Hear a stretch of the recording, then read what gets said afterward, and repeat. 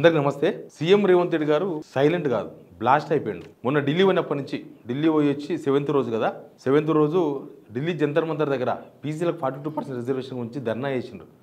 రాహుల్ గాంధీ రాలే, ప్రియాంక గాంధీ రాలే, ఎవ్వరు రాలే. అప్పటి నుంచి పొలిటికల్ స్టేట్మెంట్స్కు దూరంగా ఉన్నాడు. ఎందుకు దూరంగా ఉన్నాడు, అసలు ఏమవుతుందని చూస్తే పార్టీలో కుంపటి, పార్టీ ఇంటర్నల్ కుంపటి ఆయన ఎంత ఇబ్బంది పెడుతుంది, లేకపోతే పార్టీలో కుంపటి ఎంత వేడి రగిలుస్తున్నది అనేది ఆయన ఒక్క సెంటెన్స్లో చెప్పేసిండు. రేవంత్ రెడ్డి గారే స్వయంగా ఏమవుతుంది, హైకమాండ్ ఏం చేస్తుంది, ఇక్కడున్న మినిస్టర్స్ ఏం చేస్తున్నారు, మాట్లాడే వాళ్ళ వెనుక ఎవరున్నారు, అన్ని విషయాలను కుల్లగా బయటికి మాట్లాడేసిండు. ఒక కార్యక్రమానికి పోయినరు, ఆ కార్యక్రమంలో ఆయన మాట్లాడిండు. అది డైరెక్ట్గా ఇండైరెక్ట్గా పార్టీలో జరుగుతున్న వ్యవహారాలు, ముఖ్యంగా సీఎం సీటు చుట్టూ ఏం జరుగుతుంది అనే విషయాలను ఆయన ప్రస్తావించిండు. అన్ని విషయాలు మాట్లాడదాం. ఆయన మాట్లాడిన వీడియో కూడా చూద్దాం. ఈ వీడియో మీకు నచ్చితే సబ్స్క్రైబ్ చేసుకోవడం మాత్రం మర్చిపోవద్దు. మీరు ఈ వీడియోని షేర్ కూడా చేయండి. ఇది రేవంత్ రెడ్డి గారు క్రెడై రియల్ ఎస్టేట్ సంబంధించిన సంస్థ, రియల్ ఎస్టేట్ సంస్థలో మాట్లాడింది, ఒకసారి వినండి. రాజకీయాలలో ఒకే కుర్చీకి పోటీ పడ్డప్పుడు కొన్ని ఉంటాయి. అదే కుర్చీలో కూర్చోవాలని 10 మంది అనుకున్నప్పుడు మిగతా 9 మంది నిరాశ చెందుతారు.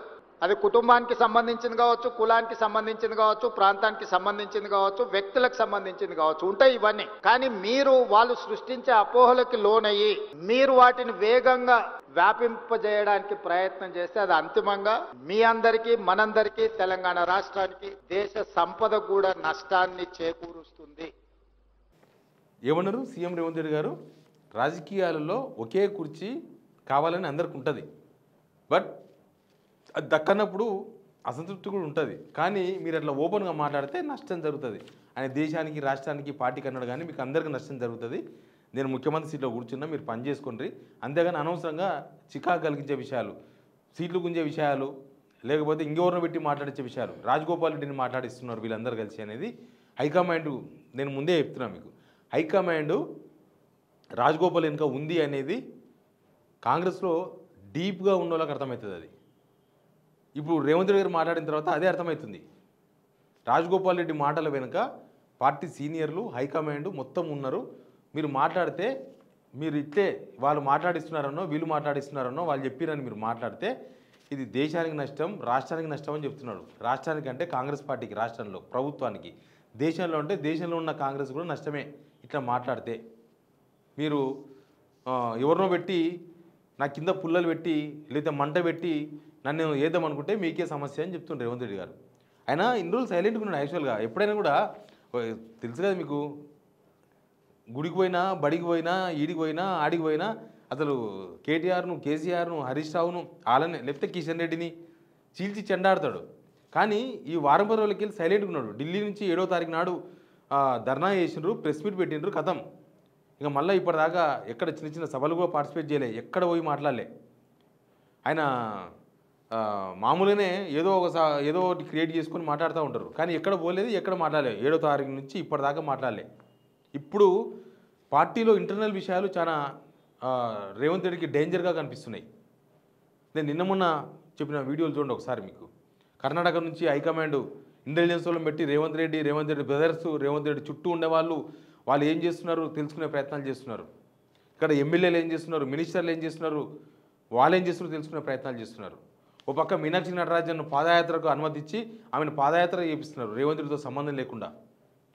ఢిల్లీలో పోయి ఒక ముఖ్యమంత్రి పొద్దు నుంచి సాయంత్రం దాకా కూర్చుంటే మినిస్టర్లేమో గెస్టుల్లాగా వచ్చి మాట్లాడతారు, వెళ్ళిపోతారు. ఈయన పొద్దంతా కూర్చుంటాడు. రాహుల్ గాంధీ రాడు, ప్రియాంక గాంధీ రాదు, మల్లికార్జున ఖర్గే రాడు, కేసీ వేణుగోపాల్ రాడు, లాస్ట్కి ఏఐసీసీ ఆఫీసులో పనిచేసే అటెండర్ కూడా రాకపోయే. ఒక ముఖ్యమంత్రికి ఎంత అవమానం ఉంటుంది అది. అవి ఆ పరిణామాలు ఆయనతో మాట్లాడిస్తున్నాయి. అట్లా ఇప్పుడు రాజగోపాల్ అన్ని మాటలు మాట్లాడండు, ఎమ్మెల్యే రాజగోపాల్ రెడ్డి మాట్లాడితే ఇప్పటివరకు క్రమశిక్షణ చర్యలు ఎందుకు తీసుకోలేదు తెలుసా?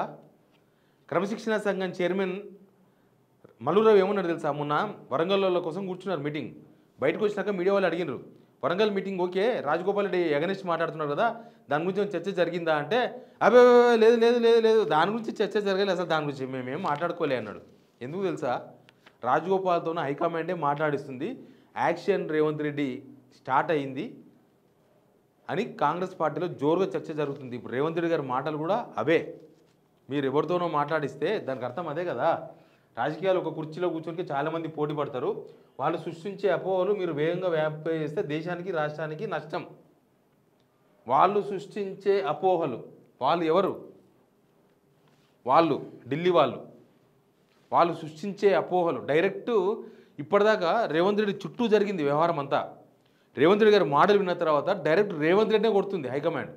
ఇప్పటిదాకా ఎవరో మీనాక్షి నటరాజన్ పెట్టి, లేకపోతే ఏదో అపాయింట్మెంట్లు ఇవ్వకుండా, లేకపోతే ఇంకేదో ఆయన సంప్రదించకుండా వేరే వాళ్ళతో మాట్లాడి సగం పనులు చేయించుకోవడము, లేకపోతే ఇక్కడ నుంచి వచ్చే రిపోర్ట్లను బేస్ చేసుకొని దాని మీద ఎంక్వైరీ చేయించడము, ప్లస్ ఇక్కడున్న సీనియర్ మినిస్టర్స్ ఒరిజినల్ కాంగ్రెస్ వాళ్ళందరూ ఇక్కడ జరుగుతున్న పరిణామాలను ఢిల్లీ హైకమాండ్ వాకప్ చేయడము, ఇవి జరిగినాయి. కానీ ఇప్పుడు మీనాక్షి నటరాజన్ పాదయాత్ర స్టార్ట్ అయిన తర్వాత రేవంత్ రెడ్డికి ఒరిజినాలిటీ అర్థమైంది. ఢిల్లీలో ఏం జరుగుతుంది అనే విషయం మీద ఆయనకు పెద్ద టెన్షన్ అయింది. ఒక టెస్ట్ చేద్దామని ఢిల్లీ పోయి ధర్నా చేస్తే ఎవరు రాకపోతారు. దాంతోనే మాట్లాడుతున్నారు. రాజగోపాల్ మీద చర్యలు తీసుకుంది, అందుకే ఎవ్వరు మాట్లాడతలేరు పెద్దగా. లేకపోతే మినిస్టర్స్ మాట్లాడకపోతురే, మినిస్టర్స్ మాట్లాడుతుండే కదా, రాజగోపాల్ రెడ్డి ఎందుకు ఇట్లా మాట్లాడుతున్నావు వ్యతిరేకంగా అని. రేవంత్ రెడ్డితో మాట్లాడితే రేవంత్ రెడ్డికే కాదు ప్రభుత్వానికి నష్టమే కదా ఒక మంత్రి అపోజిట్ అవుతున్నాడంటే. అయితే ఇక్కడ ఎమ్మెల్యేలు మినిస్టర్ల సహకారం కూడా లేదు. ఎందుకు లేదు అని అంటే దానికి చాలా కారణాలు ఉన్నాయి. దానికి హైకమాండ్ డిటాచ్ కావడం, హైకమాండ్ రేవంత్ రెడ్డి డిటాచ్ కావడం. కాంగ్రెస్ పార్టీలో ఒక పోలీస్ ఆయనకు కాకి షర్ట్ ఉంటే ఎంత వాల్యూ ఉంటుందో కాంగ్రెస్లో హైకమాండ్ ఆశీర్వాదాలు ఉంటే అట్లుంటుంది. కాకి చొక్కా తీసేస్తే పోలీసు వాళ్ళని ఎవరు సొంత పోలీసు వాళ్ళే నమస్తే పెట్టారు. పై అధికారి అప్పటిదాకా సలాం కొడతారు, కింద కానిస్టేబుల్ ఆయన రిటైర్మెంట్ అయ్యో లేకపోతే ఇంకేదో అయ్యో ఆయన పోస్ట్ పోయిందంటే, ఆయన సివిల్ డ్రెస్లోకి వెళ్ళిపోయిందంటే హోంగార్డ్ కూడా సలాం కొట్టాడు. సేమ్ కాంగ్రెస్లో కూడా గంతే ఉంటుంది. సీఎం పోస్ట్ అనేది ఒక యూనిఫామ్, ఆ యూనిఫామ్ పక్కకు జరుగుతుంది. దానికోసమనే సీఎం రేవంత్ రెడ్డి దగ్గరికి పోయే వాళ్ళు తగ్గుతున్నారు. సీఎం రేవంత్ రెడ్డి నమ్ముకునే వాళ్ళు తక్కువవుతున్నారు కాంగ్రెస్ పార్టీలో. ఈయన నమ్ముకుంటే ఏ పని కాదు. ఎమ్మెల్సీలు ఈయన పెట్టినే కాలే, మినిస్టర్లు ఈయన పెట్టినే కాలే, పార్టీ వైస్ ప్రెసిడెంట్లు అవి ఈయనకు అసలు సంబంధం లేదు, ఈయన అడగనే లేదు. నామినేటెడ్ పోస్టులు వాళ్ళే మాట్లాడుకుంటున్నారు, ఈయనకు సంబంధం లేదు. ఈయన మనుషులు అంటే చాలా తీసి పక్కన పడేస్తున్నారు. మరి ఏం చేస్తాడు? తక్కువలకు ఈ పరిణామాలు, ముఖ్యంగా మీనాక్షి నటరాజన్ పాదయాత్ర తర్వాత రేవంత్ రెడ్డికి పూసలు కదిలినాయి. నిజం చెప్పాలంటే పూసలే కదిలినాయి. హైకమాండ్ ఎంత సీరియస్గా ఉందో ఈయన విషయంలో ఆయనకే అర్థమైంది. బయటికి మస్తు మాట్లాడవచ్చు. అంతకుముందు అన్న రేవంత్ రెడ్డి గారు అందరూ నా సీట్లో కూర్చోడానికి ప్రయత్నం చేస్తున్నారు తప్ప నా పక్కన కూర్చొని పని చేయండి అంటే ఎవరికి ఇష్టం లేదు, ఎవరు కూర్చుంటలేరు. అంటే మినిస్టర్సే పక్కన కూర్చొని అందరం పని చేద్దామంటే వస్తలేరంట. ఈయన సీటే కావాలంట. ఈయన సీట్ అంటే సీఎం సీట్ కావాలంట. సీఎం సీట్ ఎందుకు అవసరం? ఒక సీఎం ఉన్నాక మళ్ళీ సీఎం సీట్ కావాలని పక్కగా మంత్రులందరూ ఎందుకు ప్రయత్నం చేస్తారు? ఈ సీటు ఖాళీ అవుతుందన్న సమాచారంతోనే ప్రయత్నం చేస్తారు. ఈ సీటు జరపబోతున్నారు, ఈ సీటు జరగబోతుంది, ఖాళీ అవ్వబోతుంది అన్నప్పుడు ప్రయత్నం చేస్తారు. ఆ సీట్లో మనం కూర్చోవాలి, మనం ఎందుకు కాకూడదు, మనం సీనియర్లము, అది ఇది అని చెప్పి ప్రయత్నం చేస్తున్నారు. ఇక ఢిల్లీ వచ్చినాకనే ఇదంతా జరుగుతుంది. మొన్న ఢిల్లీ, అంతకుముందు మీనాక్షి నటరాజన్ పాదయాత్ర స్టార్ట్ అయింది, తర్వాత ఢిల్లీ, ఆ తర్వాత జరుగుతున్న పరిణామాలు ఇవన్నీ. ఇప్పుడు రేవంత్ రెడ్డి గారు మాట్లాడిన మాటలు విన్న తర్వాత, ఒక సీట్ ఉంటుంది, ఇవన్నీ విన్న తర్వాత పరిస్థితి చాలా దూరంగా పోయినట్టు కనిపిస్తుంది. దగ్గరలో లేదు. సరే ఎవరెవరో మస్తు మాట్లాడుతుంటారు, నెక్స్ట్ కర్ణాటక మారుతుంది, నెక్స్ట్ తెలంగాణ మారుతుంది, డిసెంబరే డెడ్లైన్ అని కొంతమంది బీజేపీ వాళ్ళు మాట్లాడుతున్నారు. వాళ్ళకేం ఇన్ఫర్మేషన్ ఉందో వాళ్ళకేమైందో మరి. మహేశ్వర్ రెడ్డి మాట్లాడుతున్నాడు, నిర్మల్ ఎల్ఓపి కూడా, నిర్మల్ ఎమ్మెల్యే, డిసెంబర్ లాస్ట్. సరే ప్రతిపక్షాలు ఏమైనా మాట్లాడుతున్నారు కానీ అది కాంగ్రెస్ పార్టీలో కూడా ఉంది చర్చ, ఏదో అవుతుంది.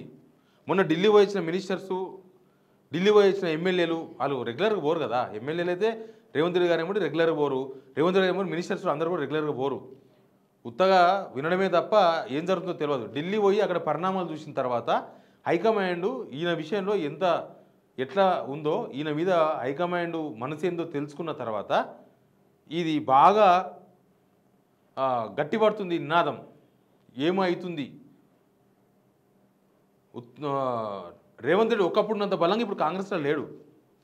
ఆయన ప్రభుత్వానికి ముందు, ప్రభుత్వం తర్వాత, లోక్సభ ఎలక్షన్స్ తర్వాత ఇంకా రాను రాను రాను రాను రాను రాను బేస్ కదులుతుంది. రేవంత్ రెడ్డి అంత స్ట్రాంగ్ ఉండలేడు కాంగ్రెస్లో. గాంధీమోహన్ కూడా బంద్ అయిపోయింది, పార్టీతో డిటాచ్. ప్రభుత్వంలో అట్లా ఉన్నాడు, ఎవరో కొంతమంది లిమిటెడ్ పీపుల్తోనే మాట్లాడుతుంది తప్ప పార్టీ కార్యకర్తలు లేకపోతే పార్టీ లీడర్లు లేదు. అదంతా డిటాచ్ అయిపోయింది, అదంతా డిస్టర్బెన్స్ అయింది. ఈ రాహుల్ గాంధీ అపాయింట్మెంట్ ఇస్తలేడన్న కారణంతోన, హైకమాండ్ ఏదో సీరియస్ అయిన కారణంతోన ఇదంతా జరుగుతుంది. ఇప్పుడు ఈ రాజగోపాల్ రెడ్డి మాట్లాడము, ఇవన్నీ మాట్లాడము, అసలు ఇక ఈ పార్టీలో ఆయన సీటుకే ఎసరు వస్తే ఆయన సీటు ఆయన కాపాడుకుని ఇబ్బంది అయినప్పుడు ఇంకా పక్కల విధంగా మాట్లాడతాడు. అందుకే సైలెంట్ ఉన్నాడేమో. ఎందుకు సైలెంట్ ఉన్నాడు? అబ్బా మారేనేమో రేవంత్ రెడ్డి గారు. ఇంతకుముందు పూటకు మాట్లాడుతుండే, సరే ఒక 20 years తర్వాత మనం పాలన మీద దృష్టి పెట్టాలని డిసైడ్ ఏమో అనుకున్నాం. కానీ వరుసగా ఈ వారం 10 రోజుల నుంచి జరుగుతున్న పరిణామాలన్నీ రేవంత్ రెడ్డి గారు చేసిన ఒక్క కామెంట్తోన అవన్నీ క్లియర్ అయిపోయినాయి. అవంతా నిజమే, జరుగుతుంది నిజమే అనేది కాంగ్రెస్ కార్యకర్తలకు కూడా అర్థమైపోయింది. Please subscribe signal TV.